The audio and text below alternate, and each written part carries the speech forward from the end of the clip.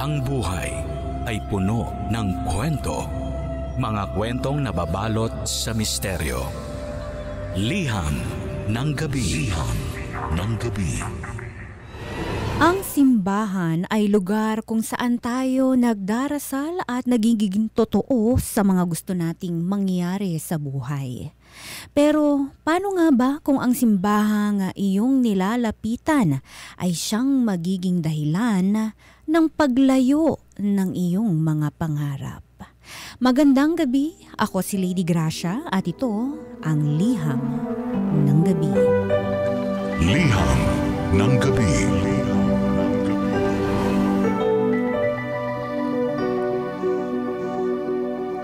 Si Angie ay nakatira sa isang maliit na syudad kung saan merong isang maliit na simbahan. Tago ang simbahang iyon. Napapalibutan ng mga puno at ng mga bulaklak. Tanging ang mga residente lang ng syudad ang nakakaalam tungkol doon at hindi nila iyon ipinagsasabi sa mga dayo. Banal at marami raw kasing sikreto ang maliit na simbahang iyon. Panahon pa ng Kastila nang maitayo iyon. Sa kasulukuyan, hindi mo pa rin mababakas ang katandaan at kalumaan ng simbahan. Kahit ilang bagyo at lindol na ang dumaan sa syudad, hindi pa rin ito natitibag. Patunay na protektado at nagmimilagro nga ang maliit na simbahan na iyon. Pero maliban sa mga magagandang katangian ng simbahan, sinasabing nababalot daw iyon ng isang sumpa. Ayon sa mga matatandang residente, ang mga magkakasintahang nagsisimba ng sabay doon ay hindi raw nagkakatuluyan. Lagi itong naririnig ni Angie nung bata pa lamang siya pero hindi siya naniniwala roon. Dahil ang mga magulang niya, sa maliit na simbahang iyon nagkakilala at ikinasal. At tulad ng mga magulang niya, gusto rin niyang doon ikasal balang araw sa lalaking itinakda para sa kanya. Hanggang sa nakilala na nga niya ang kanyang unang nobyo, si Angelo. Bagong lipat lang si Angelo sa kanilang syudad. Si Angie ang una niyang nakilala at nagustuhan. Hindi tumagal at naging magkarelasyon na silang dalawa.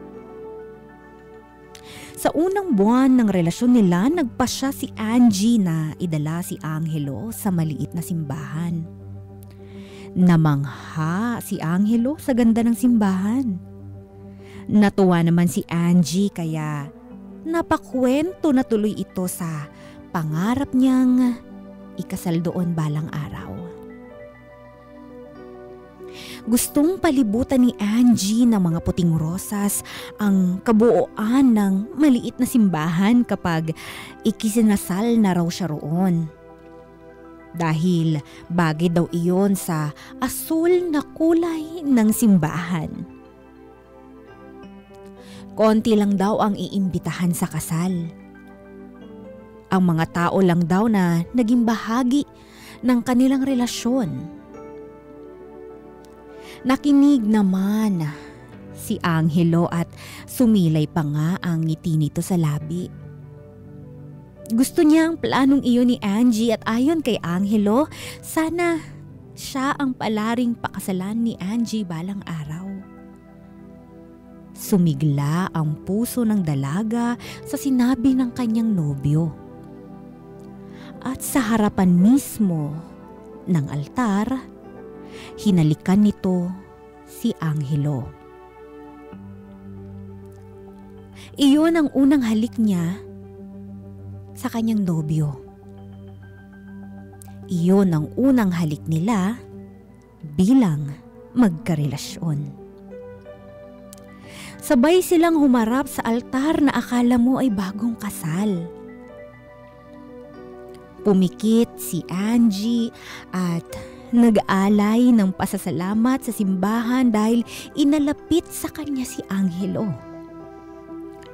Hanggang sa pumasok ang malamyos na hangin mula sa kahoy na pintuan ng simbahan. Niyakap ng hangin iyon si Angelo. At sa hindi maipaliwanag na dahilan, nag-iba ang nararamdaman nito para kay Angie. Pagkalabas nila ng simbahan, bigla ring tinapos ng binata ang relasyon nila ni Angie. Liham ng gabi. Ayon sa kwento ng mga matatanda, kaya raw nagkaroon ng sumpa ang maliit na simbahan sa syudad ay dahil sa makasalanang pagmamahalan ng isang pari at ng isang dalaga. Ang unang pari raw na namuno sa simbahang iyon ay nagkagusto at nagkaroon ng relasyon sa isang mayuming dalaga sa syudad na siya ring katiwala ng maliit na simbahan. Kahit alam nilang bawal, ipinagpatuloy nila iyon at isinikreto na lamang. Pero sabi nga nila, walang sekretong hindi nabubunyag. Isang araw, nahuli ng pinakamatandang deboto ng simbahan ang pagyayakapan ng pari at ng dalaga sa isang tagong silid ng simbahan. Doon na kumalat ang balita. Doon na nalaman ng mga residente ang tungkol sa ipinagbabawal na relasyon ng pari at ng dalaga. Pinilit silang paghiwalayin. Binato sila ng iba't ibang masasakit na mga salita. Naging mahina sila sa panghuhusga ng mga tao kaya isang gabi, humarap sila sa altar ng maliit na simbahan at humingi ng tawad sa kanilang pagmamahalan. At kasabay nun ay ang pagkitil nila sa kanilang mga buhay. Sa mismong altar na iyon, natapos ang kanilang buhay at ang kanilang pagmamahalan. Mula noon, ang bawat magkasintahan na pumapasok sa maliit na simbahang iyon ay hindi na nagkakatuluyan pa. Tulad ng nangyari sa pari at dalaga. Marami ang naniniwala sa sumpang iyon at pilit nilang ipinaaalala iyon kay Angie lalo't natapos ng biglaan ng relasyon niya kay Angelo nang pumasok sila sa maliit na simbahang iyon. Pero mataas ang paniniwala ni Angie na walang kinalaman ng simbahan sa hiwalayan ng mga magsising-irog na pumapasok doon. Maski na ang pagtatapos ng relasyon nila ni Angelo. Ang pinaniniwalaan lang niya, hindi lang talaga sila laan sa isa't isa ng binata. Kaya sila natapos at hindi dahil sa isang pinaniniwalaang sumpa. Hanggang isang araw muling umibig si Angie sa isang binatang nagngangalang Javier. Nagkamabutihan sila na nauwi sa pagmamahalan. Tumagal ng ilang taon ang kanilang relasyon. At isang araw, nag-alay na lamang ng singsing si Javier kay Angie para pakasalan ang dalaga. Pumayag si Angie. Iyon na ang katuparan ng pangarap niya. At bilang paghahanda sa pangarap na kasal ni Angie, dinala na nga niya si Javier sa maliit na simbahan. Muli niyang ikinuwento ang pangarap niyang kasal. Pupunuin nila ng mga puting rosas ang kabuuan ng maliit na simbahan. Nagustuhan ni Javier ang plano ni Angie. wala nang atrasan pa. Matutuloy na ang pangarap na kasal ng dalaga. Nang matapos ang pagpaplano sa kanilang kasal, sabay na tinungo ni na Angie at Javier ang harapan ng altar. At doon biglang naalala ni Angie ang nangyaring pagtatapos ng relasyon nila ni Angelo noon. Napansin ni Javier ang biglang paglungkot ng mukha ni Angie. Tinanong siya ng binata kung anong problema. Doon na umamin si Angie at ikinuwento ang nangyari sa kanila ng kanyang unang pag-ibig at ang tungkol sa sinasabing sumpa sa maliit na simbahan. Pero imbis na mabahala, hinawakan lang ni Javier ang mga kamay ni Angie at sinabing walang lakas ang kahit na anong sumpa sa relasyon nilang dalawa dahil matibay ang pagmamahal nila para sa isa't isa. Doon na bumalik ang sigla ni Angie. Hanggang sa biglang pumasok muli ang malamyos na hangin na tila niyakap si Javier tulad ng nangyari kay Angelo. Muling bumalik ang kaba ni Angie dahil doon. Pero pinakalma siyang muli ni Javier at sinabing walang pwedeng mangyaring masama. Hindi raw siya mawawalan ng pagmamahal kay Angie tulad ng nangyari kay Angelo. Muling napanatag si Angie. At sa paglabas nila ng sabay sa simbahan, ganun pa rin ang nararamdaman ni Javier para sa kanya. Hindi nagwagi ang sumpa. Sa paglipas ng mga buwan, inayos na nila ang nalalapit nilang kasal. At makalipas ang 7 buwan, sumapit na ang araw ng kanilang pag-iisang dibdib. Handa na si Angie. Suot na nito ang pangarap niyang wedding gown. Napakaganda niyang tunay. Habang pinagmamasdan ang kanyang sarili sa harapan ng salamin, bigla siyang nilapitan ng kanyang nanay. Balisa at tila hindi alam kung paano sasabihin kay Angie ang natanggap nitong balita.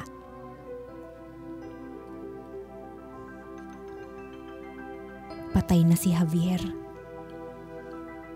Nahulog ang sasakyan nito sa isang bangin habang patungo sa maliit na simbahan. Parang binuhusan ng malamig na tubig si Angie sa kanyang nalaman. At maya-maya pa'y biglang pumasok ang malamyos na hangin mula sa kanyang pintuan na tila yumakap sa nagluluksang dalaga. Liham ng gabi. Dahil nga sa mga naging kabiguan ni Angie sa pag-ibig, nakaramdam na ito ng takot na sumubok ulit na buksan ang kanyang puso. At sa unang pagkakataon, naniwala na ito sa sumpang hatid ng maliit na simbahan. Dahil sa pagkamatay ni Javier, tuluyan nang nagdilim at nagbura ang pangarap ni Angie na ikasal doon. Nalanta na rin sa kanyang isipan ang mga puting rosas na pangarap niyang ikalat sa loob ng simbahan. Tapos na ang pangarap niyang ikasal balang araw. Pero sadyang mapagbiro ang tadhana. Kapag sumuko ka na, saka ka bibigyan ng dahilan para lumaban pa. Isang araw, nakilala ni Angie si Miguel, isang dating seminarista. Hindi nito naituloy ang pangarap na maging pare dahil sa isang pagsubok na dumating sa kanyang buhay, dahilan para mabitawan nito ang kagustuhang paglingkuran ang Diyos. Naging madilim ang buhay ni Miguel tulad ni Angie.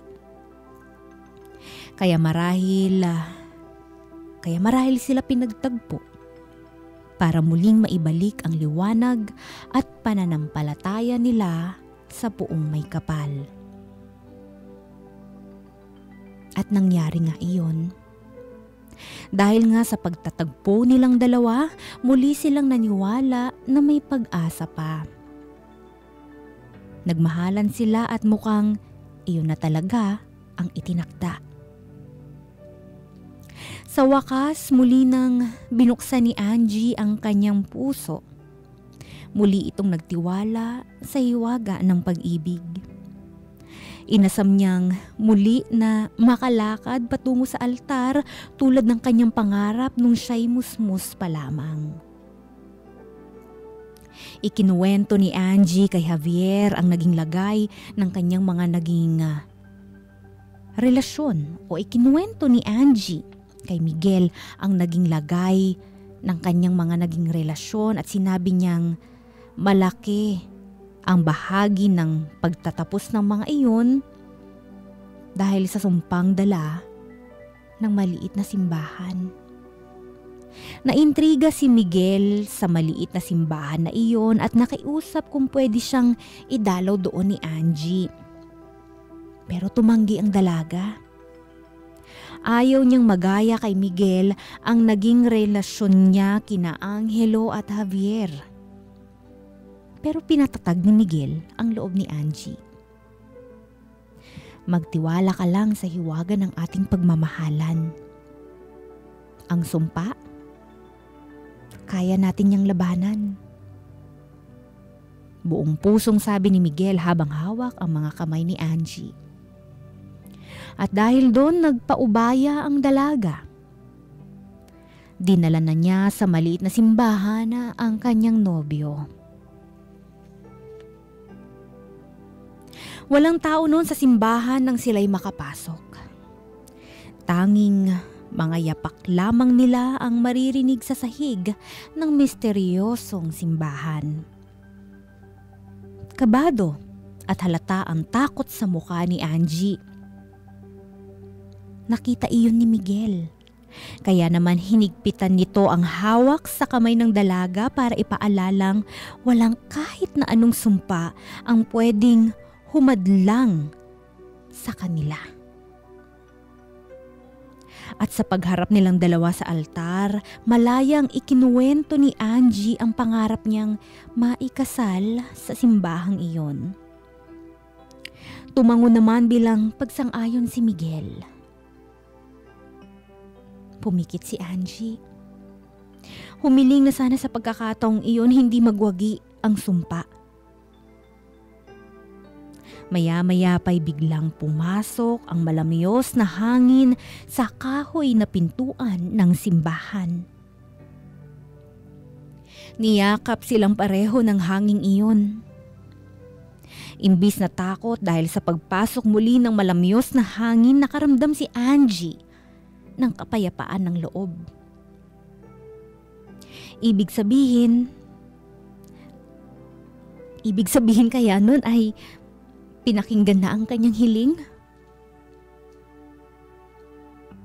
Nang makawala na ang hangin, saka nagkatinginan sina Angie at Miguel. Andun pa rin ang kapayapaan sa pagitan nila. Ngumiti sila sa isa't isa at saka nagpasyang lumabas na ng maliit na simbahan.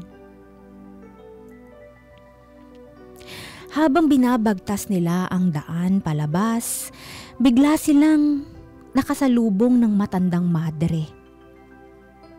Ngumiti at tumitig ito kay Angie.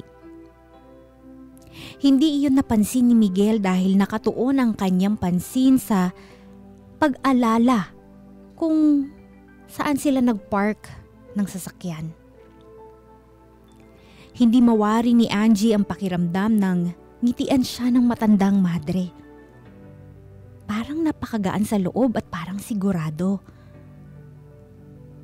At muli, nagparamdam ang malamyos na hangin at sa pagkakataong iyon, si Angie lang ang tanging niyakap nito. At doon biglang may nagbago. Hindi nakaramdam ng takot si Angie. Dahil ang pagbabagong naramdaman niya, iyon na ang siguradong nakatadhana para sa kanya. Agad-agad bumitiw si Angie sa pagkakahawak ni Miguel sa kanyang kamay. Nagulat ang binata. Hindi nagsalita ang dalaga pero sumilay ang mga luha sa kanyang mga mata. Umiling si Angie at saka humingi ng tawad kay Miguel. Sapat na iyon para umaunawaan ng binata na tinatapos na ni Angie ang relasyon nila. Hindi na humabol si Miguel nang biglang pumasok si Angie sa loob ng simbahan. Tila may pumigil sa binata para gawin iyon.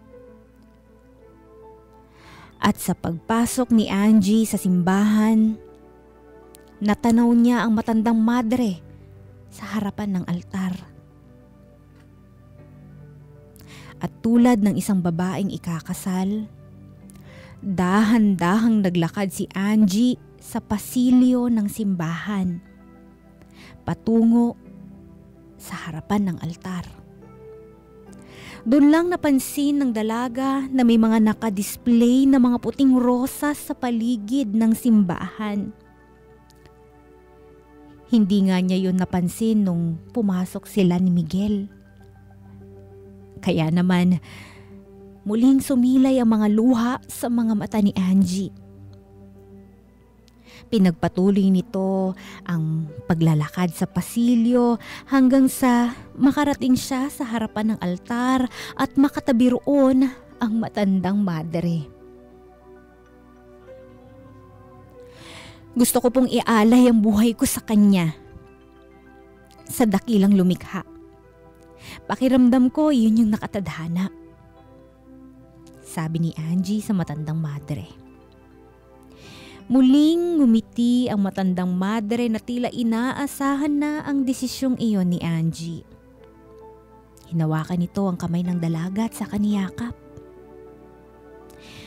At muli, pumasok ang malamyos na hangin sa kahoy na pintuan ng simbahan at niyakap ang dalaga na tila inaayunan ang desisyon nitong maging kabilang sa pananampalataya ng maliit na simbahang iyon.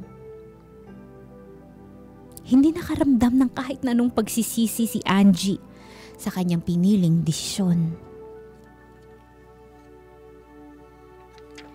Minsan na niyang pinangarap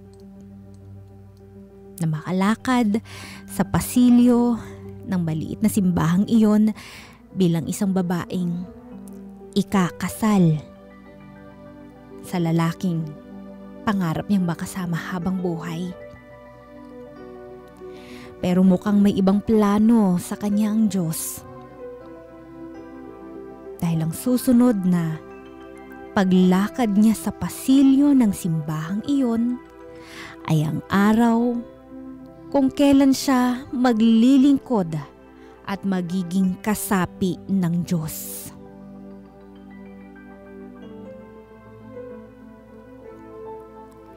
Sina Angelo, Javier at Miguel ay hindi katuparan ng sumpa. Sila'y mga ginawang instrumento para mahanap ng dalaga ang buhay na sa kanya'y nakatakda. Liham ng gabi.